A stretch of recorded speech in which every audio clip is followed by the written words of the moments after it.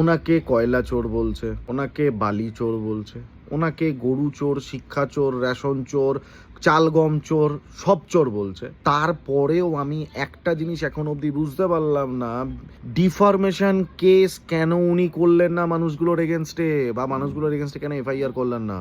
তাহলে উনি মেনে নিচ্ছেন উনি চোর, মানে সব কাদ্দা মাছ চোর কান্ডা ঠিক। আজকে যদি আমাকে কেউ এসে 10টা গালি দেয়, বা আজকের ডেটে যদি পাবলিকেলি আমাকে কেউ, মানে আমি যেটা করিনি সেই এলিগেশনের এগেনস্টে আমাকে যদি চিল্লিয়ে গালাগালি দিয়ে কথা বলে রাস্তায় দাঁড়িয়ে, আমি তখনই সেই এলিগেশনটার এগেনস্টে কোনো প্রোটেস্ট করব না যদি আমি দোষী হই। আর যদি আমি দোষী না হই তাহলে তো আমি ওখানে দাঁড়িয়ে প্রোটেস্ট করব। তো ওনার তো কোনো প্রোটেস্ট চোখে পড়ছে না। উনি আইটি সেল রেডি করে বিভিন্ন রকমের লড়াই করছি, এই করছি ওই করছি। আরে লড়াই তোমার কেউ দেখতে চায়নি। তুমি 2016-র পর থেকে কোনো লড়াই করোনি রে ভাই। 2011-তে জেতার পর 2016-য় ইমাম ভাতা, লক্ষ্মী ভান্ডার আর সাইকেল দেওয়া ছাড়া কোনো এজেন্ডাতে আপনি জেতেননি। তাপসী মালিক হত্যাকাণ্ডে একজন সিপিএম কর্মীকে মিথ্যা আপনি জেল খাটিয়ে 2017-য় আপনি সেই জেল থেকে ছাড়া পেয়েছে। আপনার কাছে কোনো এজেন্ডা ছিল না। 2021-তেও সেম এজেন্ডা, কিন্তু মুসলিম কমিউনিটির জোরে আপনি এগিয়ে এসছেন, আর হিন্দু মহিলাদেরকে আপনি লক্ষ্মী ভান্ডার দিয়ে এই দিয়ে ওই দিয়ে কিনে রেখেছেন। আর কি এজেন্ডা ছিল আপনার কাছে? কোনো এজেন্ডা ছিল? সিম্পল কোনো এজেন্ডা ছিল 2016 2021-তে? কিচ্ছু ছিল না আপনার কাছে।